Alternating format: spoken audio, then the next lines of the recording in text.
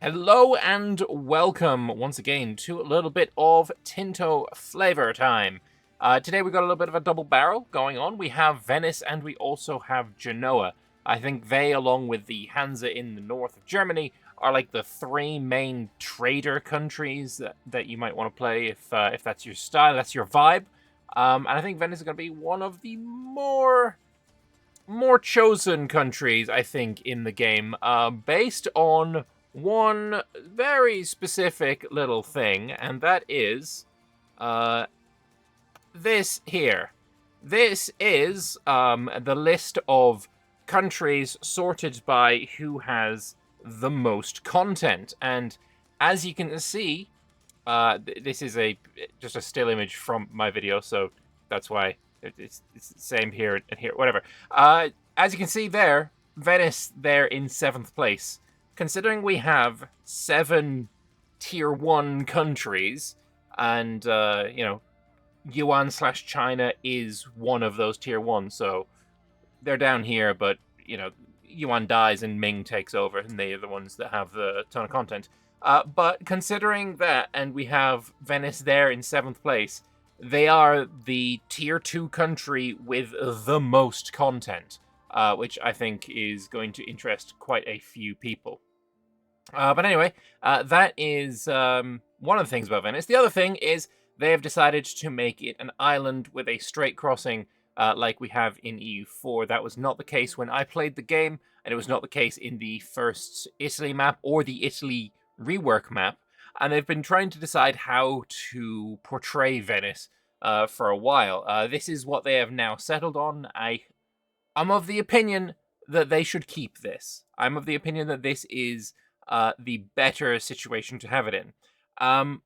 But obviously, I mean, the island of Venice, it doesn't look like what part of Venice is actually being shown here, because obviously here is the main city of Venice, and I mean, it certainly doesn't look like this, but we're talking about like the entire like area, the location, so it's hard to really pick out what part of the lagoon is actually being shown here.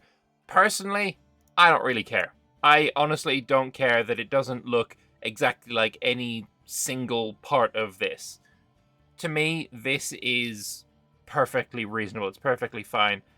What I would like to have seen is what this looks like in the terrain map mode, because a little bit later on we'll see a image of Genoa, and we see that in the terrain map mode, and it would have been nice to see Venice in this way as well. But I mean, I think this image, which I think is from either 1500 or 1600, is somewhat the vibe they're going for, like the the long, thin kind of situation. I guess it's hard to say, but from me personally, I quite like what it looks like. It needed to be clickable on the map. Certainly seems like that it will be the case.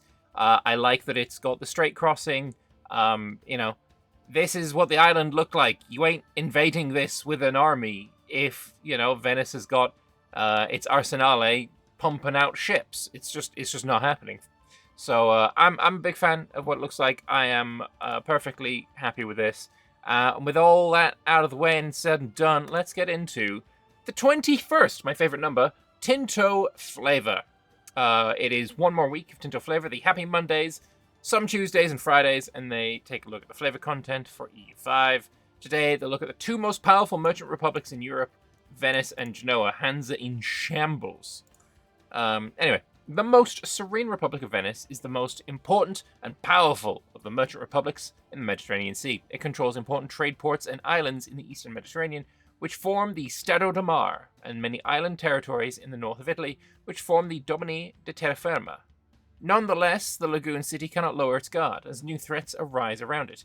In the east, the once great Roman Empire will not easily forget the Fourth Crusade and the Venetian involvement in it. In the west, the superb Republic of Genoa and the Crown of Aragon are continuing to expand their influence, conquering more territory and dominating trade routes. And at last, the Signora of Verona has grown to be a noticeable threat to the Domini de Terraferma. This one specifically is kind of important. I'll get into that in a moment. What will the future hold for the most serene republic? Will it fall under pressure of its enemies, or will it rise to the top and become the indisputable power, the indisputable ruler of the Mare Nostrum? Now, this also is a little... doesn't this mean our lake or our sea? The indisputable ruler of the our sea. Like, that's just not really... I'm not vibing with this being there. They are not Latin, but they're throwing in some Latin. Not a fan of that there. But to go back here, the Signora de Verona have grown to be a noticeable threat to the Domini de Terra Firma. We have a comment here. Why don't they depict the Skellige War in EU5? They've basically, they're not sold on how it should be portrayed at the start.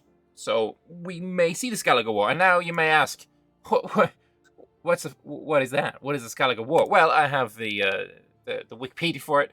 Essentially, 1336, there was a coalition put together, chiefly by the Republic of Venice and Republic of Florence, because the Scala brothers I think they're brothers, I don't actually know, of Verona had annexed Lucca, which, I mean, if we just zoom out a second, Lucca is like here.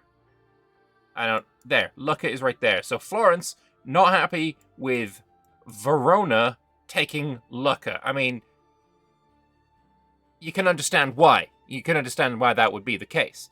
So Venice and Florence have a bit of a coalition against them, and then it's joined by Milan, Mantua, and also Ferrara. And essentially, in 1337, I think this happened in like July, it ended the Skellige dominion over Padua, and then it was influenced by Venice.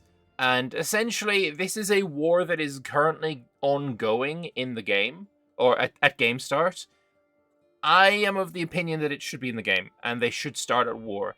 I think the reason that they are trying to decide on what form it's going to take is essentially they don't know what locations should start sieged, or who's going to be involved in the war. Seems relatively, well thought out, well documented.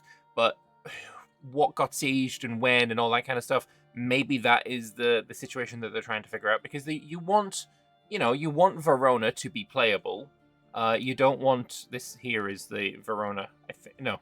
Yeah, this one's Verona, the big one. But you don't want it to be basically GG for either Venice or Verona. I know that when I was playing the game, there was a couple of times that I actually saw Venice get conquered by Verona. Verona was actually the largest, scariest power in northern Italy. When playing as Milan or Florence or Naples, Verona was the top dog in northern Italy. And I wouldn't mind seeing the Skellige War portrayed simply to maybe take down that level of power a little bit. But yeah, hopefully that gets added, and we'll see that. But here we have the most serene Republic of Venice, led by Doge Francesco Dandolo. He's got stats. Primary culture, Venetian, obviously, 307,000 people. They got Venetians, they got Dalmatians, Greeks, Emilians, Italki. These are Jewish Italians. Got some Catholic, Orthodox, Judaism, Maine, etc. They also have 3 subjects, Candia, Ragusa, and Trieste, which is very cool.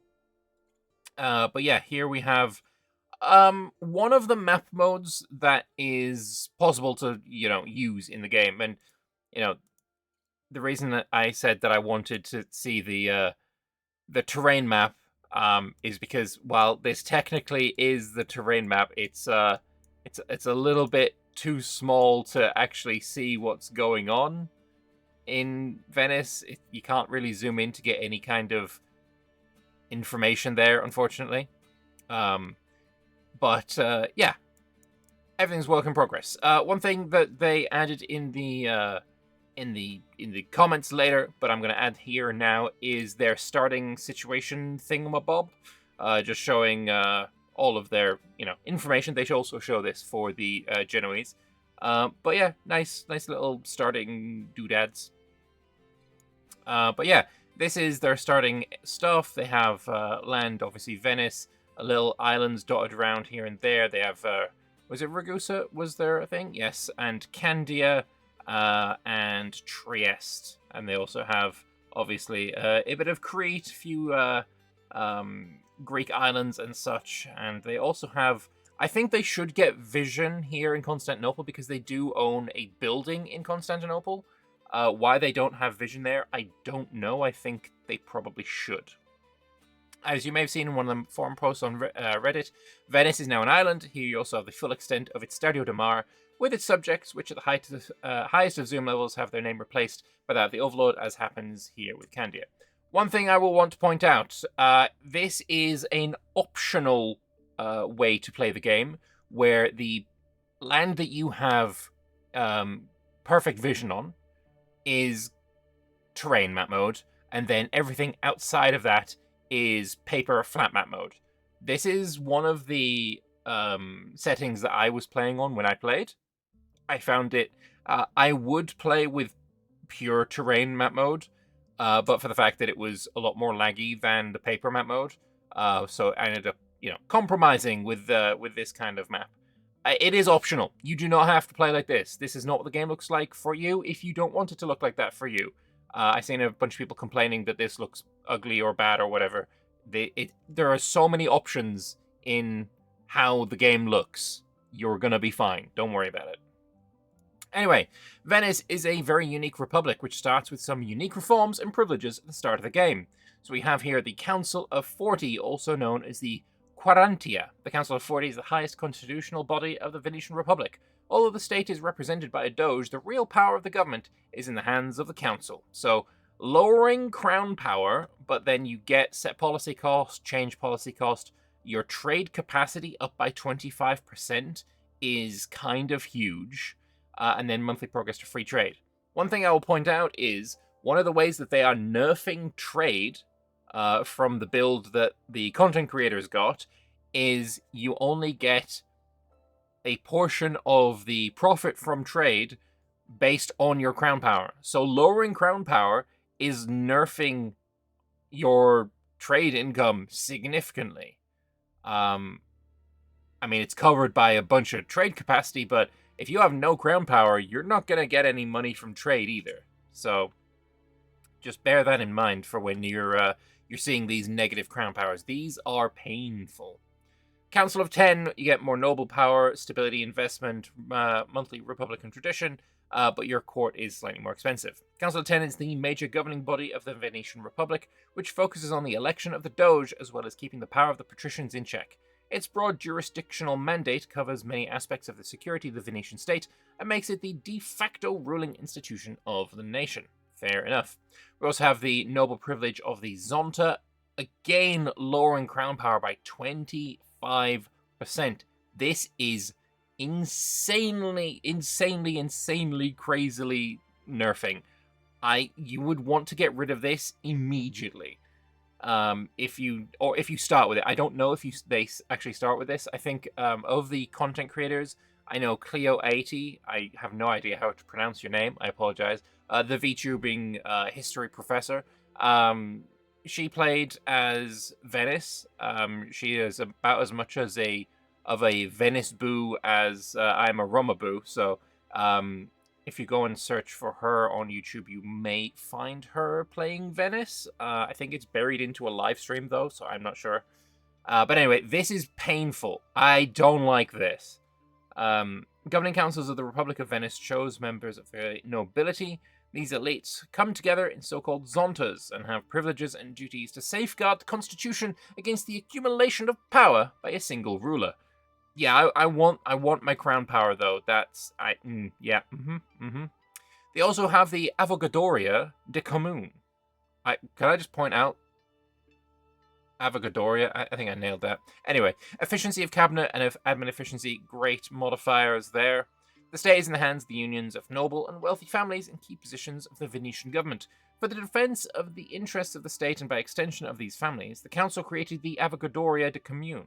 for the public prosecutors, who supervise accounts of high positions, investigate allegations of corruption, and prosecute violations of law. Even the doges themselves are not spared by their watchful eyes. So this is a privilege that I would be more than happy to have turned on. The Libro de Oro. We have pop promotion speed minus 20%. This sucks. Pop promotion speed is very, very useful. A lot of the buildings you will be building, especially as Venice, will be burger buildings. And if you don't have the burgers, then you're going to want your peasants to promote into burgers to fill the slots of the buildings that you are building. And if this is, slowed down by a really bad negative modifier, yeah, it's not great. The Great Council of Venice has many rules that decide who is worthy of being a member. The Libro d'Oro contains a list of families that meet those requisites and can claim to belong to the nobility of Venice. The book was compiled in 1317, and only a great quantity of gold and influence can make changes to it. Yeah, I'm gonna want to spend the gold and influence, mostly stability influence, to change this, because I don't like this privilege either. It's bad. We have the Libro d'Argento. Again, negative promotion speed, negative migration speed, really bad modifiers. Admin efficiency 5%. I'm not sure how powerful admin efficiency is in EU5 yet, so I can't really say if that is worth it. But yeah, pop promotion speed is a really big modifier. Together with the Libro d'Oro that lists all the noble families of the most serene Republic of Venice, the Libro d'Argento contains the names of all the originari families, all those who, while being commoners, descend from the original inhabitants of the lagoon and have gained the right to trade as citizens of Venice and access jobs in the administration of the Republic. It also hosts some works of art, some of them sacked from Constantinople in the Fourth Crusade. The bastards. Give it back. They have the two icons of the Archangel Gabriel. Or is it Michael? I can't remember which one it is. Either way, it's there. They have St. Mark's Basilica. Yeah, the horse of St. Mark here is the one that was stolen, or I guess the four that were stolen. And then they have the Bucentaur. I actually don't know what that one is. But yeah, I think the one that interests me most is obviously the horse of St. Mark. And while I know, based on some of the comments, I think I've got one of them linked, you can go and take them back as the Romans if you go and siege Venice, but there's not really any, special content there. There would be kind of nice. I know in EU4 there was a mission that you could, click if you went and sieged Venice as the Romans, and I kind of want that. That would be kind of nice. Also, St. Mark's Basilica, fantastic. The grave, or not the grave, the tomb of Alexander the Great. I am an absolute. I'm sold on that theory that St. Mark is actually the body of Alexander the Great. I am 100% down on that theory. Worth looking into if you're interested. But yeah, unknown creator. Yeah, sure. Anyway. Some works for it. Very nice. They also have a selection of advances for Venice. So they have the Venetian Arsenale, which unlocks the Venetian Arsenale building, which is a building that lets you build 4 ships at a time at the same time. 25 monthly sailors as well.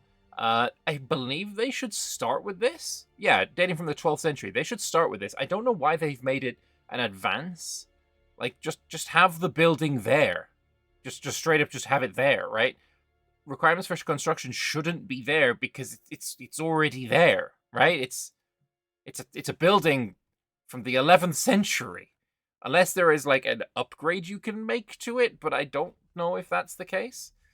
They also have Venetian Thassalocracy, giving them a 10% extra trade advantage in the Age of Traditions as well. Venetian state has always had close connection to the sea ever since its upcoming centuries ago. Trade and commerce are deeply ingrained into our administration, and Venetian merchants have access to more resources than any other trader. They have Stato de Mar, giving them trade efficiency, also another really good one that's in the Age of Renaissance. Trade is the lifeblood of Venice, and the management of our overseas trade stations is vital to our trading interests. By centralizing the administration of these lands into a single unit, we'll enhance our trade. We also have Venetian palaces.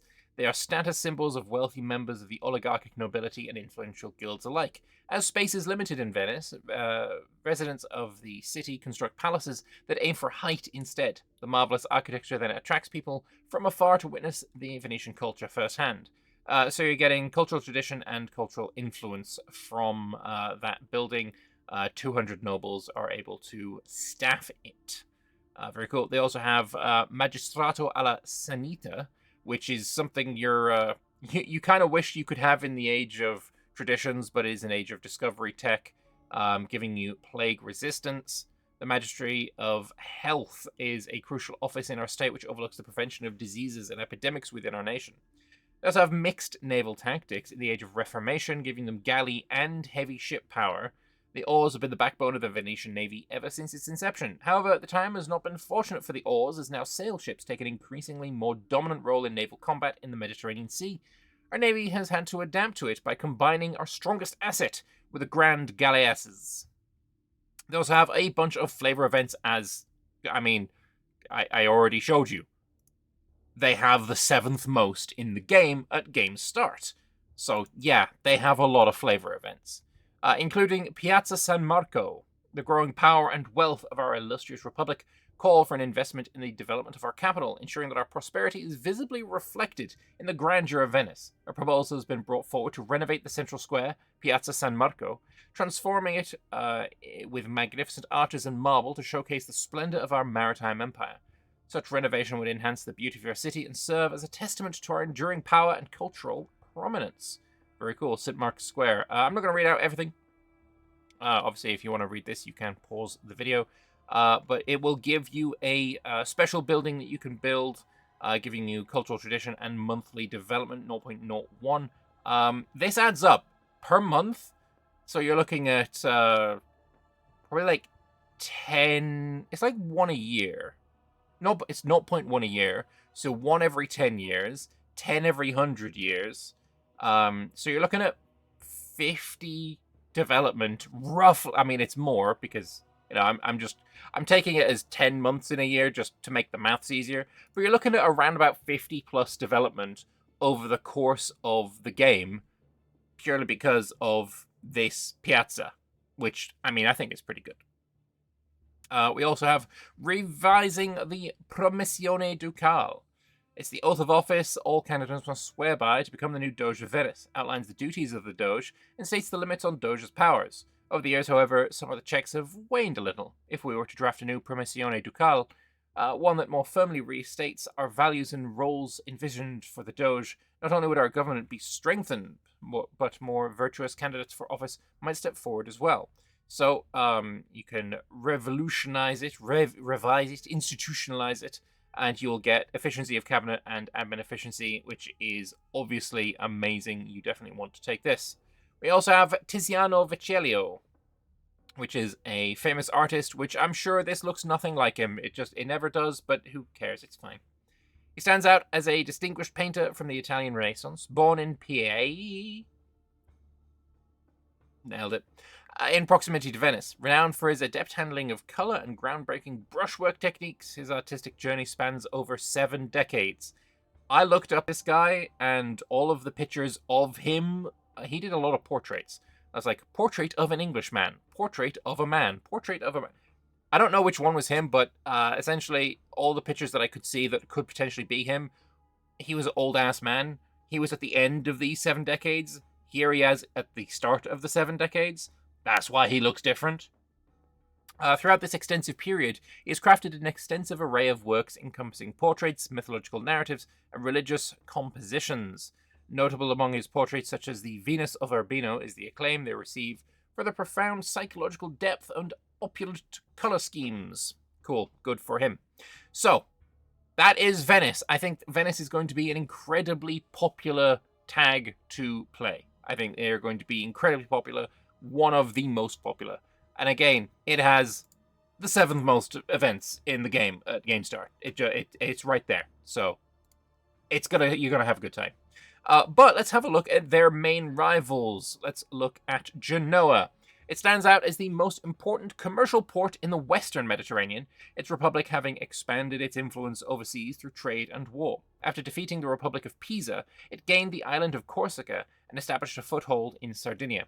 However, this might have been a poisonous gift, as it may now face not only the opposition of its inhabitants, but also that of King Per the Ceremonious de Barcelona, self-proclaimed sovereign of both islands. Another challenge may arise from the east, as a network of possessions has created the conditions for a commercial dominance over the Black Sea, centered around the port of Caffa, although dangerous neighbors such as Venice, Romans, or the Golden Horde might be a threat. Relying on our numerous fondaco and wealthy bankers, will Genoa overcome these challenges? So we have Doge Galeotto Spinola, who is distinctly below average. Population-wise, 558,000, which is more than Venice has.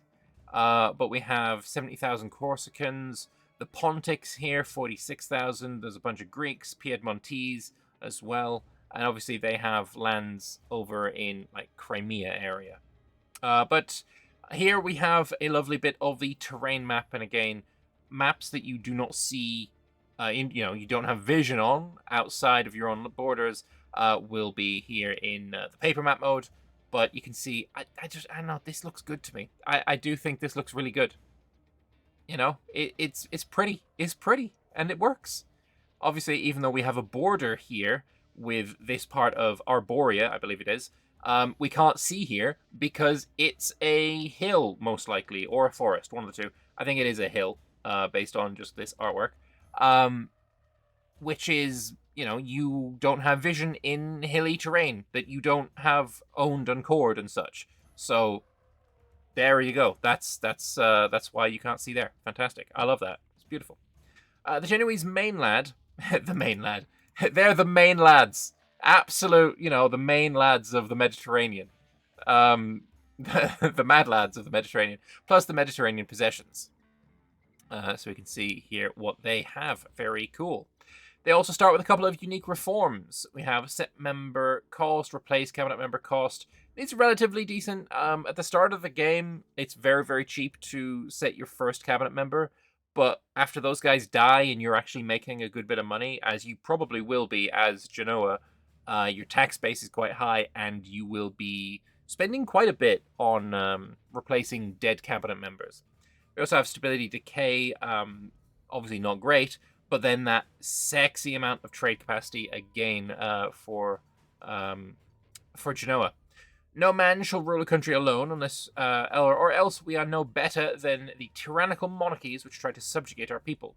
The Capitano del Popolo shall be a position of 2, where members of the Spinola and Doria families, respectively, shall take a position. This will secure a balance of power in our executive. So, we have on our hands, I don't know how many of you guys remember, back in the days of Imperator Dev Diaries, we had a whole bit of controversy where Rome obviously has a consul as its ruler. Historical Roman Republic, though, had a bit of a diarchy situation. They had a co-consul, and the game didn't allow for co-consuls. It also affected Sparta because they had an actual, diarchic monarchy.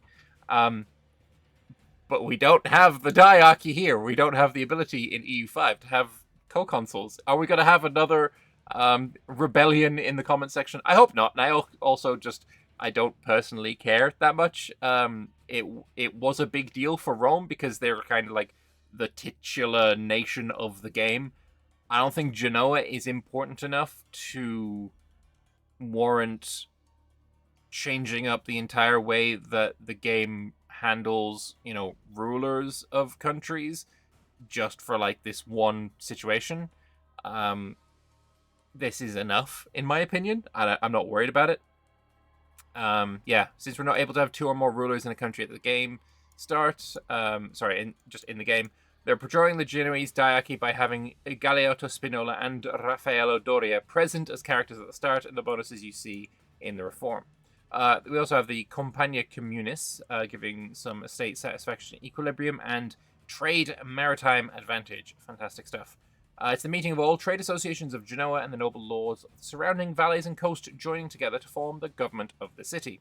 They have some works of art as well. Palazzo San Giorgio, Lanterna di Genoa, and the Annales Ianuenses. Nailed all of those. Don't even worry about it. They also have a quite important, unique building. Now, I've seen this before, and there is a thread both on Reddit and in on the forums saying that these Fondaco buildings should also be something that Venice can build and use and utilize. I don't know.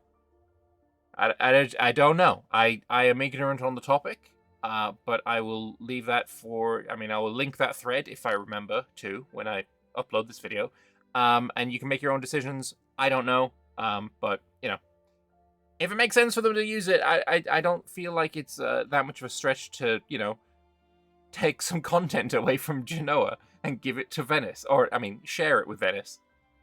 But anyway, it allows burghers to migrate, gives migration attraction, maritime presence, trade advantage, and trade capacity. It's a really good building. It's a really good building. You can only build it in foreign countries, I believe. It is not a building you can build in your own lands. It's a multifunctional warehouse and lodging for foreign merchants where business is conducted and wares are stored before distribution. I think. Actually, I don't know. I might be wrong on this. Lodging for foreign merchants. That sounds like you're building it in your own lands. Maybe I'm wrong on that one. I thought that was a foreign building. And my bad. My bad on that one. My bad on that one. Anyway. Some unique advances for Genoa. They have banking interest minus 1%. The rise of Genoa as one of the main commercial centers of medieval Italy led to the early development of new forms of credit and some of the world's earliest banking institutions. Cool. This is basically interest per annum in EU4. Considering interest per annum in EU4 was a base of, I think, 5% or 3%. Like, it was really low. But in EU5, we're looking at 10% base. Lowering the interest that you're spending on loans, huge. Absolutely huge. It's huge in EU4 as well, of course. We have manning the galleys with slaves unlocks the galley barracks building. Massive galley fleets incur a massive cost as they tend to be provided with enough oarsmen to function. By employing slaves, we can be sure we will have lesser costs to use our navies. So monthly sailors can build ships here. Very nice. Although, production method here as well, there we have the 0.5 slaves per month. Galley barracks will house the slaves used to row our galleys and offer space for the construction of new ships. And, it's manned by 2,000 slaves. I also have the Genoese galley ship, a unique ship that you can use. It's the backbone of the Genoese navy. Lighter and longer than other galleys used in the Mediterranean Sea, this ship is able to achieve unmatched speed, while also having a significant cargo advantage at the cost of maneuverability and durability. So there is its stats. Sorry that I can't compare these to base stats. Just trust me that they are slightly better speed, but they're less durable. I don't know. I also have Genoese crossbowmen, respected military unit that was used by the Genoese during the First Crusade up until now. Equipped with Genoese crossbows and pivis, these are like really big shields.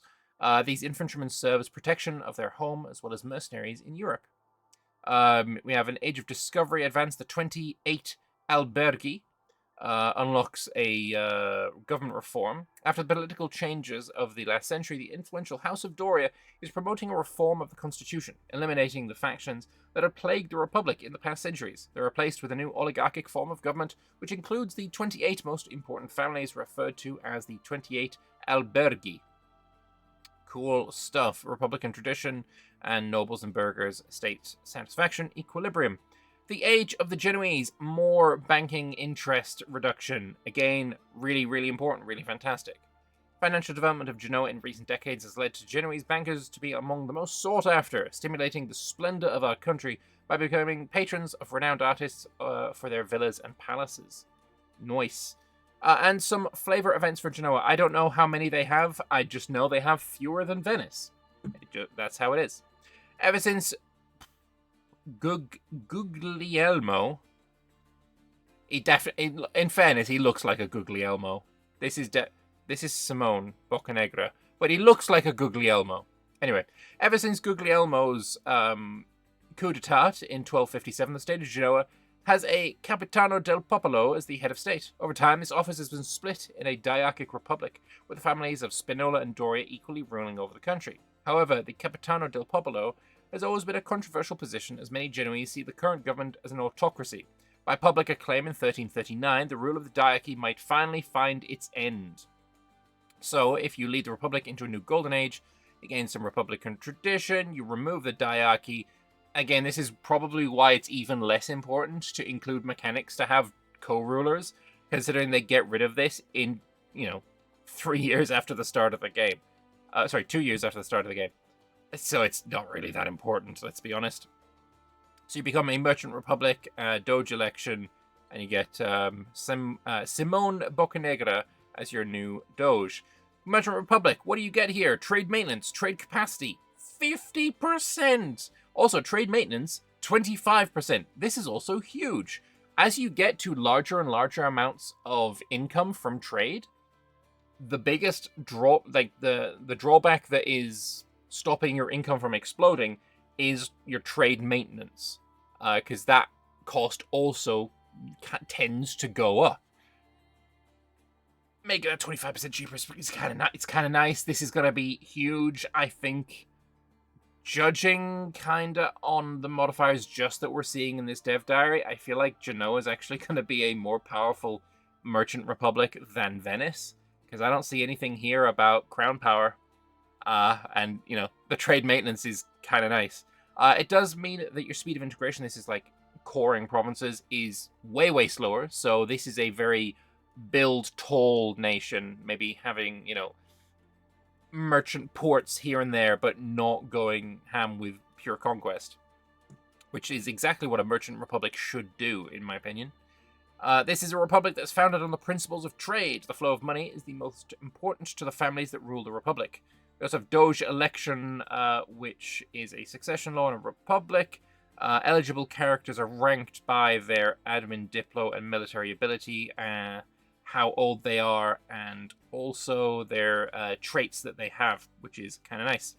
We also have the Rock of Monaco. It's a pirate haven. The suzerainty of the Rock of Monaco was granted by the Holy Roman Emperor Henry VI to the... I think this is the English one, right? There was an English Holy Roman Emperor at one point. It might have been Henry VI. I might be wrong on that. But either way, it was granted to them in 1191, being later fortified by the Genoese Ghibellines in 1215. However, internal fighting in the city of Genoa resolved that some Guelphs led by Francesco Grimaldi took refuge in the rock, seizing its control. Although formerly under the sovereignty of the superb Republic of Genoa, the Grimaldi dynasty began to act quite independently, enlarging the holdings and acting as sailors of fortune. So we have a unique cultural building, the Rock of Monaco, giving maritime presence, the manpower to your owner, and sailors to owner as well. Very nice building indeed. It's the tall monolith of the city of Monaco. While the great rock of its own is of little importance, the city of Monaco around it serves as a local pirate haven in the Mediterranean Sea. And yes, Monaco tends to steal lots of things, including my last weekend. It stole my weekend by giving one of the most boring races I have ever seen in my history of being a Formula 1 fan. God, if you're also a F1 fan, God, it sucked. It just sucked. Anyway. Lambert lore. I like things other than GSGs. Anyway. Andrea Doria, Admiral Andrea Doria, belonged to a branch of the old De Aurea family. He lost his noble parents at an early age and became a soldier of fortune, serving first the Pope and then the French. He became famous as a naval commander, waging war on the Turks and Barbary pirates. He was behind the rise of the superb Republic of Genoa after years of occupation by French and Imperial forces. So you can get him to lead your navy if you so desire.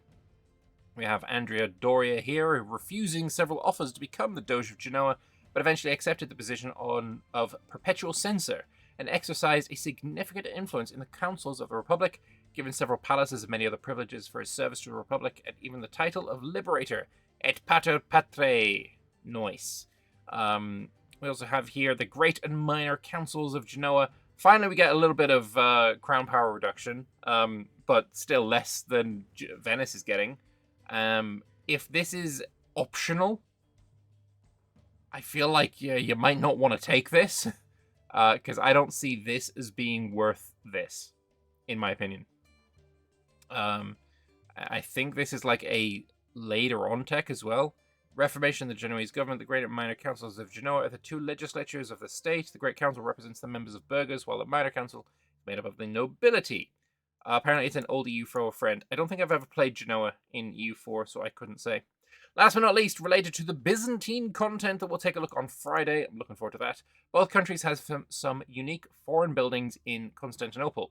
So the Venetian Quarter and also Galata for Genoa. So Venetian Quarter gives maritime presence and trade capacity. I believe this is not to the location. It gives it to the owner. There is a comment based on that. Trade district of the state of Venice. As long as this quarter exists, the Venetian merchants will have a significant influence in the affairs of Constantinople. And then Genoa gets Galata, maritime presence and trade capacity. Again, it's to the building owner, not to the location. It's a bug. Trade district in the state of Genoa. As long as this neighborhood exists, the Genoese merchants will have significant influence in the affairs of Constantinople. There is much more, but that's all for today. All right, awesome. Let's have a look at some of the comments to look at. So first of all, how is trade income scheme for these republics looking like in EU5? Genoa is facilitating goods export from Cava to Constantinople, generating profit. Then Venice reins in, facilitating trade from East Mediterranean upwards towards Europe. So, a summary for how Pavia has played these. Both Venice and Genoa have tons of setup and structural advantages to get the capacities you need to profit from trade. They have trade capacity, trade advantage, maritime presence, etc. Thus, they start in a very good position to expand their initial trade network, create very profitable trading between the Eastern Mediterranean and Black Sea markets and the Western European ones, which demand lots of goods. By the profit they get from these trades and the early edge they have over capital economy societal value, they have a good incentive to not only keep expanding their trade profit, but also to reinvest the earnings into a proto-industrial economy compared to a more traditional or RGO-based economy. That's awesome. Fantastic stuff. Love that. Does Venice have some kind of Marco Polo heritage benefit? So this is what you see at the start of the game as a Mediterranean Christian country. So this is not for your Germans, your French, your Brits. This is for Mediterranean Christians. I think this was added after I played the game, because as Florence and Naples, I didn't see Great Yuan. They considered that the knowledge was kind of common by the mid-14th century, as the Catalan Atlas and other Portulans show. And as usual, it's not final, neither the map itself nor the Terra Incognita background. I would like to see your opinions on this one, actually, because Terra Incognita is one of those... I feel like it's a controversial topic, right? Firstly, I think I quite like, the compass lines all over the place. They've got some art. Here be dragons. I think quite literally there's one right there. I'm of the opinion that Terra Incognita should be like this. I don't want to see the outlines of continents. And I know that's controversial. I know some people are like, oh, but they totally should show the outlines of continents. They know that India is there. They know about China, obviously. So they should show the thing. However, they didn't know about the Americas, but we're getting the full outline of the Americas in Terra Incognita as it stands right now. I think dropping the continent outlines also gives a bit more freedom for artistic, license and artistic, whatevers, to make all of this look really cool and shit. But I'd like to see your opinions as well, because I know that I'm not the only one with an opinion on this, and I know that it's maybe not... Yeah, I have minority opinions sometimes. It happens. But there's also... There's an idea going around on the forums as well that instead of having this vision just be there permanently and everything, it should have the ability to decay. As in, sure, we have vision here to Great Yuan, but why would we keep that vision the whole time? Because one of the things that Christopher Columbus did, when he went west in 1492 or whatever, he was of the opinion, or I guess Europe was of the opinion, that Yuan was still in control of China, whereas they'd fallen like a century beforehand, and or more, I don't know, and it was the Ming dynasty that was in control. But these guys had no clue, and he thought it was still Great Yuan. So should we see some kind of vision decay? I don't know. I'd like to hear your opinions on that one as well. Niche question, but if I play as the Eastern Roman Empire and occupy Venice and steal back the horses of St. Mark, is there some acknowledgement of that? Well, there is a satisfaction of a job well done. Also, you'd be giving these modifiers to Constantinople instead of Venice, as they're given from a work of art depending on its quality. I mean, sure, that's cool. Getting back my horses would be nice, but there should be an event. There should be an event. Because also, it's not guaranteed that you steal works of art on a siege. And, you could also potentially destroy them, I believe. I think in this very specific case, there should be an event for the Romans when they take Venice. Retribution for 1204. Something like that. Definitely could be in the game and would do well. Historically speaking, both nations didn't require to form large empires. Yeah, I mean, there were small trading posts everywhere. Trading was the aim, and both nations prospered through the means of trade. Will I, as the player, be incentivized to expand less and trade a lot? Or how exactly, if at all, is trade intertwined with the Venice and Genoa gameplay? So, Genoa is the country that Pavia personally plays when he wants to playtest a runabout trading, developing a capital economy, making lots of money, and loaning it to other countries. So I would say that, yes, you are incentivized to expand less and trade more. He personally Genoa was in Crimea for the slave trade. There was not much of a reason to control, let's say, eastern and western Ukraine. However, in EU4, doing so would yield more trade with very little downside. Will it be the same in EU5? Pavia sees no reason, personally, to get into the Pontic Steppes playing as Genoa, far away from your maritime presence, hordes roaming, wrong cultures and religions. It's just more efficient to try and expand your Fondaco buildings.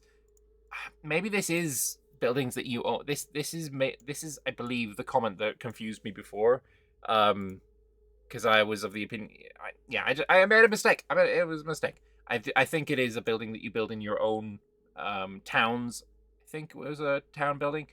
But, get built, taking a trading post somewhere and then building a Fondaco building is probably the way to go with that. While keeping or potentially expanding your existing outposts in the Black Sea. Cool.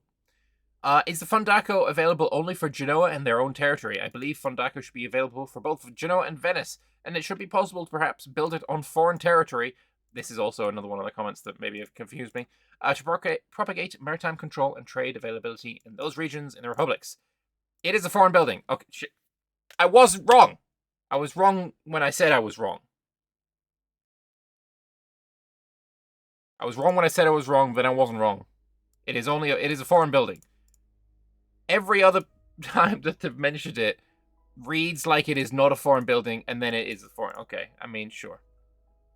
Are there advances available to Venice for conscripting oarsmen as sailors, as well as constructing armor and artillery? Yes, there are some advances related to that. Does Genoa have advances regarding the involvement in the colonization of the Canaries and Hispaniola? They don't blah blah blah, but the Bank of Genoa as well is the Bank of St. George, something that can be founded by Genoa. It is present, but they're going to rework it because it's currently a bit odd. Does Venice have anything to represent their heavy reliance on mercenaries on land, since aside from their small number of good quality noble cavalrymen from Venetian noble houses?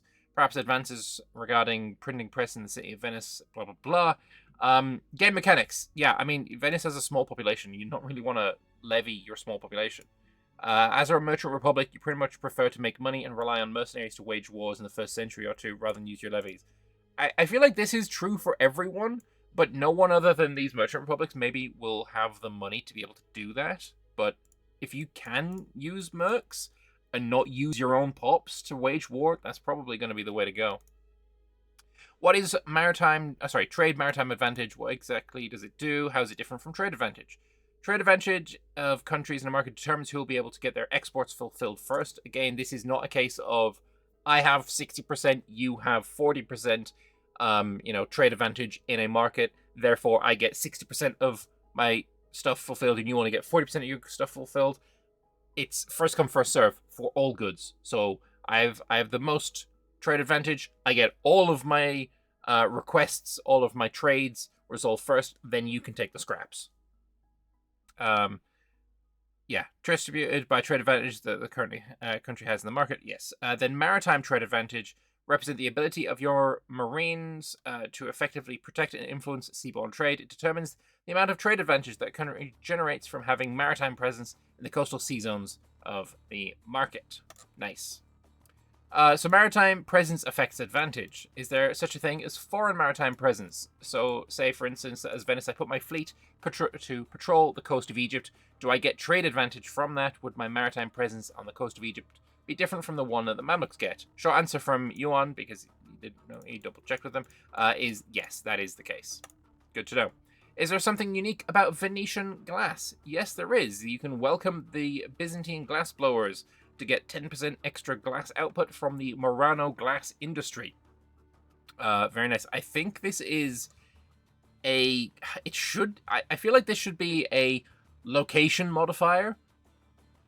It's kind of hard to tell because, Venice is the name of the location and the country. But I think this is a location modifier. Maybe. I don't know. I hope so. Can you give a screenshot of the estate names? So we have Republic, Patriazzo, the clergy, Cittadini, and commoners.